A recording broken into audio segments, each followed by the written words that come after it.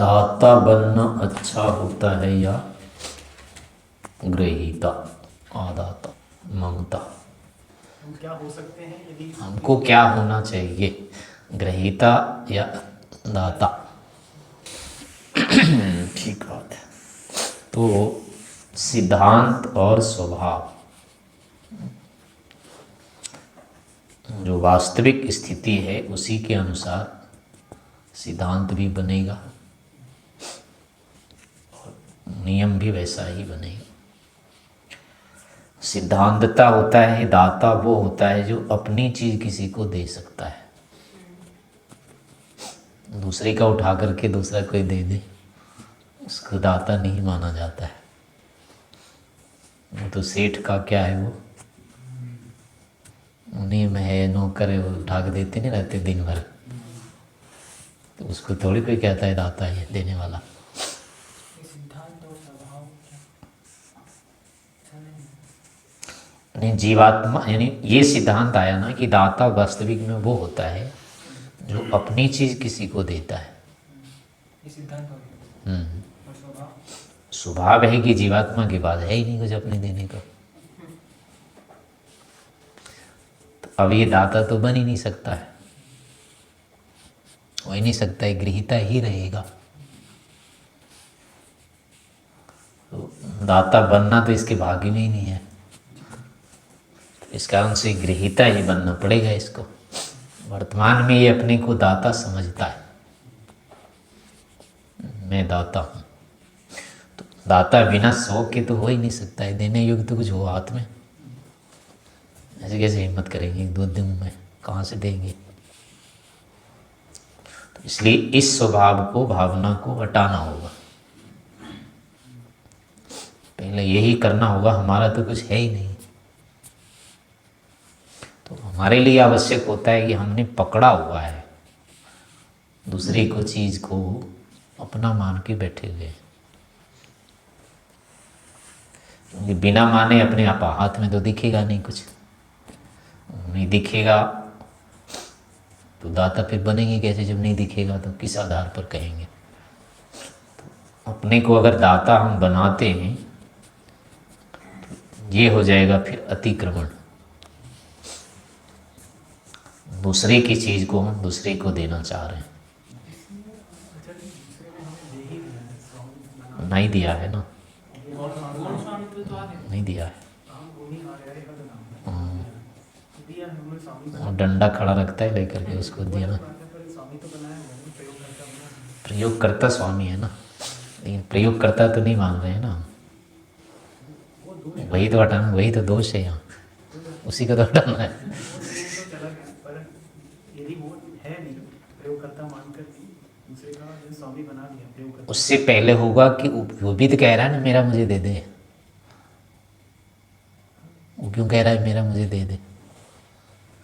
वो मांग तो नहीं रहा है, अगर उसने दे दिया होता तो मांगना पड़ता उसको, पर वो तो मांगता नहीं, वो तो लौटाने कहता है, तो फिर दिया कब? कोई अगर कह रहा है कि मेरी चीज लौटा दो, तो उसको कहेंगे कि उसने मुझे दे दिया था। नहीं वो उस स्थिति में भी तो लौटाने के लिए मांगा जाता है ना, यदि वो उसका उचित उपयोग वो देना में आता नहीं है। अगर कोई कह रहा है दे देना वापस मुझे, वो देना नहीं हुआ। देना का मतलब हुआ अपना स्वत्व को दूसरे के नाम करना। वास्तविक में देना उसको कहते हैं, स्वस्वत्वा प्रदानम, ऐसे कुछ आता है, परिभाषा इसकी आती है। दान उसको कहा जाता है जिसमें अपना स्वत्व या स्वामित्व दूसरे को दे दिया जाता है, इस पर मेरा स्वामित्व है। अब जब तक हम हटा नहीं लेते हैं और ये उसको नहीं देते हैं, तब तक देना नहीं कहेंगे, हमने दे दिया ये नहीं कह सकते। प्रयोग करने के लिए, रखने के लिए वो एक अलग चीज़ हो जाती है। तो वो काम करने के लिए ठीक है, कर लो, कोई बात नहीं। कुछ समय के लिए जैसे स्वामित्व दिया तो उसके अंतर्गत उस काल के स्वामित्व भी नहीं दिया है, वस्तुतः रक्षा के लिए ही दिया है, उसको प्रयोग के लिए है वस्तुतः, ईश्वर की तरफ से ना, केवल प्रयोग के लिए। यहाँ के लिए स्वामित्व है आपस में, इनकी अपेक्षा से है कि तुम इसके लिए रक्षा करोगे तो तुम स्वामी हो, ईश्वर के सामने हम स्वामी नहीं हैं। उसी गौण अर्थ में स्वामित्व ग्रहण किया गया। हाँ, लेकिन अपने स्वभाव को, यहाँ जो हमारा प्रकरण है ना, कि हम अपने को मानते हैं मैं इतना दाता हूँ, दानी हूँ, जो भी हूँ, ये जो भाव है ये दोष युक्त है। और स्वामी की यहाँ पहले समर्पण होना चाहिए ईश्वर को। स्वामी तो है नहीं प्रकृति बिल्कुल स्वामित्व है, का, तो अधिकार जमा कब्जा है। कब्जा नहीं है, स्वामित्व है उसका। किस दृष्टि से? हैं? किस दृष्टि से? वो रक्षा, इसकी प्रकृति की रक्षा कर सकता है। ऐसे हम हमें रक्षा कर नहीं कर सकते हम, हमारे बस का नहीं है। प्रकृति के जो गुण हैं अगर वो नहीं करे प्रयोग उसको तो वो प्रकट ही नहीं होगा, सड़ती रहेगी वो तो। उसके जो गुण नहीं प्रकट कर सकता है वो तो सड़ेगी ना चीज़। तो उसकी सार्थकता तो तभी है जब वो करता है। यही स्वामित्व है उसका। ये रक्षा नहीं कर रही है जो चीज़ अपने आप की, दूसरे से सुरक्षित हो रही है तो मानना ही पड़ेगा उसको। स्वामी और करता क्या है? रक्षा ही करता है ना। ऐसे ये भी हम प्राप्त हो जाता है। वो सब इससे पूर्णता नहीं होता है। ये छोड़ दे थोड़ी देर के लिए प्रकृति को, कुछ नहीं होगा इसके पर रहेगा। वो तो मिला हुआ है जब तक उसको ना, तभी तक इसका है। यानी ईश्वर के सामने कुछ नहीं कर सकते इसको, पीछे पीछे यहीं के लिए ये। तो ये परमार्थ में नहीं लागू होगा यहाँ वाला। यहाँ तो सामान्य में चलता ही रहता है, ठीक है सेठ है ये है उसको दान देना चाहिए सब, वो तो यानी माता पिता का जैसे विधान किया हुआ है ना, सब होता नहीं है कोई, लेकिन यहाँ तो लोग के लिए रहता ही है। लेकिन वही तत्व दृष्टि से नहीं है ये, तत्व परमार्थ दृष्टि से हमारे लिए, यानी आध्यात्मिक दृष्टि से जब हम कहेंगे तो उसमें ये होगा कि हमको वस्तुतः ग्रहीता अर्थात ईश्वर के प्रति हमको ये भावना रखनी होगी कि हम लेते हैं आपसे। और अच्छा लेने वाले का मतलब होता है हम उसके प्रति समर्पित रहें, विश्वसनीय होवे। वो जो देगा हम उसका दुरुपयोग नहीं करेंगे, उसको अच्छा ग्रहीता कहेंगे। जैसे बैंक या कोई किसी को देता है ना, वो अच्छा तो वही माना जाता है जो वापस दे देगा ठीक ठाक। हम भी किसी को कुछ देते हैं तो वो वापस ठीक ठाक दे देगा, तब होगा कि हाँ ये अच्छा है दे दो इसको। लेकिन जो बिगाड़ के देगा वो फिर उसको कोई अच्छा नहीं कहेगा। तो यानी लेने वाले का मतलब है ठीक ठीक वापस करने वाला। तो अच्छा ग्रहीता उसी को कहेंगे जो किसी की चीज़ को यानी उसी की मानता रहे हो। अगर लिया है तो ये चीज़ अगर वो मानेगा कि इसकी है तो दुरुपयोग नहीं करेगा, जिसलिए है या उसी में करेगा प्रयोग, वो व्यर्थ में नहीं करेगा वो, और करके वो दे देगा उसको। तो स्वाभाविक स्थिति है, हम स्वभावता ही भिखमंगे ही हैं, अपने पास कुछ है ही नहीं। हमको सब कुछ ईश्वर से ही लेना होता है और यहाँ भी लेते रहना ही होता है। जीवन का ऐसा कोई काल नहीं है जिसमें कि हमें दूसरे की अपेक्षा पड़ती नहीं हो। किसी न किसी का सहयोग यहाँ अनिवार्य रूप से लेना होता है, चाहे छोटा है चाहे बड़ा है चाहे जवान है। एक घर का व्यक्ति है उसको समाज की रक्षा चाहिए, राष्ट्र की सुरक्षा राजा से चाहिए। कोई जवान व्यक्ति भी सर्वथा समर्थ हो जाए ऐसा नहीं होगा, 10 लोग मिल करके पीट देंगे उसको। दूसरे से तो उसको चाहिए सुरक्षा। इसलिए यहाँ सर्वथा समर्थ कोई नहीं होता है। अकेले कोई अपने लिए इतना नहीं कमा सकता जितना उसको चाहिए। अनाज उगला लेगा तो कपड़े क्या करेगा वो, वस्त्र बना लेगा तो भोजन कहाँ से करेगा वो, भोजन वस्त्र में लग गया तो गाड़ी कहाँ से लाएगा वो, गाड़ी में लग गया तो भवन कहाँ से बनाएगा वो। ऐसे जितनी अपेक्षा हमारी यहाँ होती है अकेले हम पूरे करने में कभी समर्थ नहीं होते। तो जीवन का प्रत्येक जो भाग होता है उसमें हमें दूसरे की अपेक्षा यहाँ होती ही रहती है। इसलिए कभी भी हम आत्मनिर्भर नहीं हो सकते। तो यहाँ जो भी होता है स्वतंत्रता है, आत्मनिर्भरता है, दानी है, सब कुछ ये सब गौण प्रयोग हैं। आध्यात्मिक दृष्टि से, तत्व की दृष्टि से सब गौण प्रयोग है, लोक व्यवहार के लिए है ये। तो वास्तविक अपने स्वरूप की सिद्धि के लिए यानी कि वास्तविकता के लिए हमको स्वभाव ऐसा ही बनाना चाहिए कि हम ईश्वर के प्रति समर्पित बने। जो भी हमारे पास शरीर है, मन है, बुद्धि है या बाहर के धन है, सामायान है, जो कुछ भी है, उनके बारे में पहले लगना चाहिए कि ये ईश्वर के हैं। इसके बाद अब लगता है कि हमारे पास है, तो अब होता है कि फिर हम दूसरे को भी दें इसको। जैसे ईश्वर ने हमको दे दिया है, तो प्रयोग करने के लिए हम आगे अपने से अतिरिक्त को बढ़ा दें। अपनी अपेक्षा जितनी होती है हमको, उतना हम इकट्ठा नहीं कर सकते, जब कमा नहीं सकते, बना नहीं सकते हैं। लेकिन कुछ इतना अधिक बना लेते हैं कि वो हमारे लायक हमसे बहुत अधिक होता है। कोई किसान है, इतना अनाज उपजा लेगा, उपजा सकता है, वो नहीं खा पाएगा। अब वो बचेगा ही बचेगा फिर, तो इसलिए फिर वो दूसरे को देना होगा। कोई कपड़ा बनाता है तो इतना बना सकता है कि वो अपने से बहुत अधिक होगा उसको।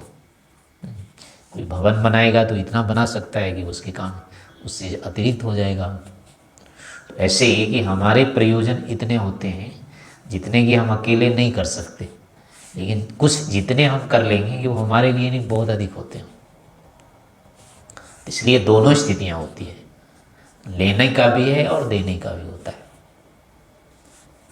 तो आगे से आगे बढ़ाना है हमको, केवल वास्तविक में ये रहेगा। यानी वो चीज़ हमारी तो है ही नहीं, लेकिन हम अपने पास नहीं रखें उसको, आगे बढ़ाते, आगे से आगे उसको बढ़ाते चले जाएं। कुंडली मार के जो कहते हैं बैठ गया है, कंजूस व्यक्ति का स्वभाव होता है। संपत्ति आई, धन आया, तो अब लगता है मेरे से बाहर नहीं जाना चाहिए, हमारे पास ही सारा रह जाए, आगे कहीं जाए नहीं। तो ऐसे में क्या होता है, फिर वो कृपणता बढ़ती जाती है, यानी कि हर चीज़ को वो अपना मानता चला जाता है। तो ये दोष है। चीज़ तो वैसी नहीं थी उसकी, अब वो अपना सारा बनाए जा रहा है कि मेरा है, मेरा है, मेरा है, मेरा है। तो ये जो मेरापन अगर है, तो अब उसके क्या होंगे, दुख दूर नहीं होंगे। जो अपना नहीं है उसकी रक्षा वो कर कहाँ तक पाएगा। दूसरे की रक्षा कब तक करेगा वो, अंत में तो उससे वो छूट ही जाएगा, ले ही लेना है उसका, चला ही जाना है। अब किसी दूसरे के घर खेत पर कोई बैठ जा कर के कहे मैं इसकी रक्षा करूँगा पूरी शक्ति से, मर मिटूंगा इसके लिए, और कल क्या होगा उसका, वो कहेगा भाई जा तू अभी यहाँ से, ठीक है मर मिट ले, लेकिन इसके बाद छोड़ दे। अब उसके मिटने का क्या फल मिलेगा। दूसरे की रक्षा के लिए हम यूं ही मर मिटे जाके, तो उसका कोई अर्थ है क्या, कोई अर्थ नहीं होता उसका। तो ऐसे हो जाएगा कि ये चीज़ अपनी है ही नहीं, लेकिन अपनी मान करके इसके लिए अगर मरते हैं,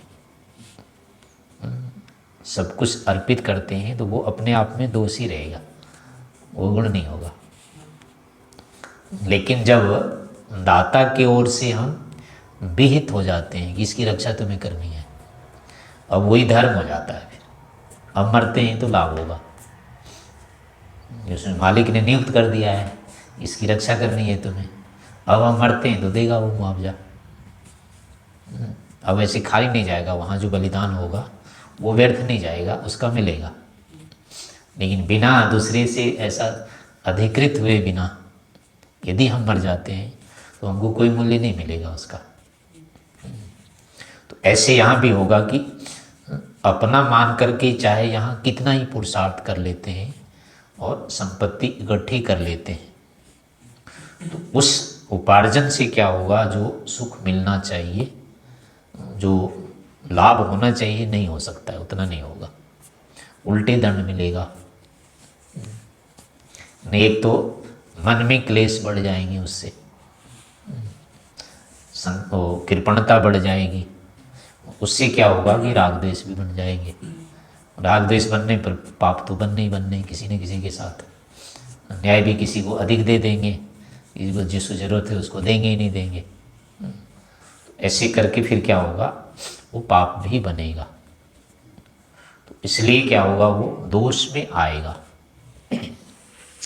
यदि हम दाता बनना चाहते हैं ईश्वर की दृष्टि से, परमार्थ की दृष्टि से यहाँ की वस्तुओं को अपना मानते हैं, अपना मान के लेन देन यदि करते हैं तो वो वास्तविक में उचित नहीं है। इसलिए अधिक बल जो लगाना चाहिए वो इसमें लगाना चाहिए कि इनका हम सदुपयोग करते रहें, अधिक से अधिक उत्तम वस्तुओं का उत्पादन करना और उनका फिर पात्र में प्रयोग करना, कराना, स्वयं भी करना, दूसरे के लिए भी उसके लिए उपयोगी बनाना, ये फिर क्या होता है, दायित्व हो जाता है। ऐसा यदि करते हैं तो वो धर्माचरण है। तो ईश्वर के आज्ञानुसार, उसके आदेश अनुसार हम जितने अधिक से अधिक संपत्ति इकट्ठे कर लेंगे वो उतना अच्छा है। फिर वयम श्याम पतियोरयिणा, वहाँ कहा है कि हम धन संपत्ति के स्वामी बने, लेकिन ईश्वर को लात मार के नहीं, उसको भुला करके नहीं है। यहाँ तो बस उसको जितना इकट्ठा करता है व्यक्ति भुला के करता है। जब तो गरीब रहता है रोज भगवान का नाम लेता है, और जैसे जैसे अमीर होता जाता है उसके समय कम पड़ते जाते हैं, और बाद में जाके कोई समय ही नहीं रहता है। दुकान से जाएं, दुकान में आए, कब करें, संध्या हवन के लिए समय नहीं बचता है। अब क्या होता है, फिर वो उसके जो इकट्ठा कर रहा है अब एक तरह से अब वो असुर बन गया, राक्षस हो गया, वो एक तरह का डाकू हो गया, उसको कह सकते हैं। पहले तो कुछ नहीं था, लूट लूट के इतना सारा इकट्ठा कर लिया है, वो क्या होगा, अब निकलेगा, उसका दंड मिलेगा। यानी जो सुख होना चाहिए था उस संपत्ति से, इतनी अधिक संपत्ति से जितना सुख होना था उसको नहीं होगा, उल्टे उसके राग द्वेष यानी बढ़ जाएंगे, और हो सकता है अगले जन्म में उल्टा और कम हो जाए, वो उतना भी ना रहे। तो लेकिन अगर वो ईश्वर का मान करके इकट्ठा किया है, फिर दूसरे के लिए दान भी देता रहता है, तो अब उसको दुगना पुण्य मिलेगा। एक तो पुरुषार्थ करने का मिलेगा कि इसने ठीक किया, अपने शक्ति का, साधन का, शरीर का, बुद्धि का उपयोग किया, एक तो वो हो जाएगा। दूसरा है कि सुपात्र को देगा, उसके बदले में भी मिलेगा उसको,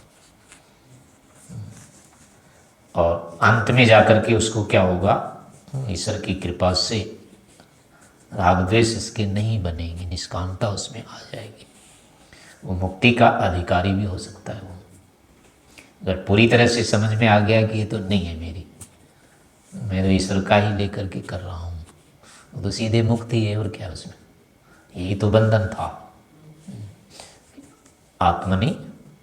अनात्मनि आत्मख्याति, जो दूसरे की संपत्ति है उसको अपना समझना, ये अविद्या है। दूसरे के दूसरे को समझना, अपनी अपनी समझना, ये विद्या है। तो ऐसी भावना आती है तो निश्चय से अब वर्ग तो होगा ही, मुक्ति उसकी होगी। तो इसी रूप में अपने जीवन को भी चलाने का प्रयास करना चाहिए, साधन एकत्रित करना चाहिए, वस्तु का उत्पाद निर्माण करना चाहिए, लेकिन इसमें ये ध्यान रखना चाहिए कि ये ईश्वर के हैं और उसी के आदेशानुसार, यानी शास्त्र विधि के अनुसार ही हमको इसका संग्रह, प्रयोग और दान करते रहना चाहिए। ये अभिप्राय।